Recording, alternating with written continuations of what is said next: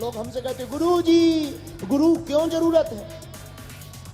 हम कहते भैया, जिस प्रकार स्कूल में पढ़ने के लिए एडमिशन की आवश्यकता है, उसी प्रकार परमात्मा को पाने के लिए सदगुरु की आवश्यकता है। बोलो जय सिया राम, जोर से बोलो। कुछ लोग कहते हैं अरे कहां फदाल में पड़े, हम ही तो गुरु हैं। अब उनसे तो हनुमान जी ही बचाएं जो खुद में खुद गुरु हैं। ऐसे लोगों की दुर्दशा बहुत बुरी होती है जो खुद ही गुरु बन जाते हैं, स्वयंभू गुरु, स्वयं ही प्रकट, स्वयं ही गुरु। बोले क्या? बोले स्वयंभू गुरु। और बाद में पता लगा कैंसर होगा तो गुरु जी डले अस्पताल में। देखो, लालची गुरु, लोभी चेला, चले नरक में ठेलम ठेला। इसलिए गुरु कैसा होना चाहिए? हनुमान जी जैसा। हा। हनुमान जी ने हाथों में उठाया, लक्ष्मण जी को राम जी के पास पहुंचा दिया। ये सदगुरु की भूमिका। मान लो हनुमान जी सदगुरु हैं।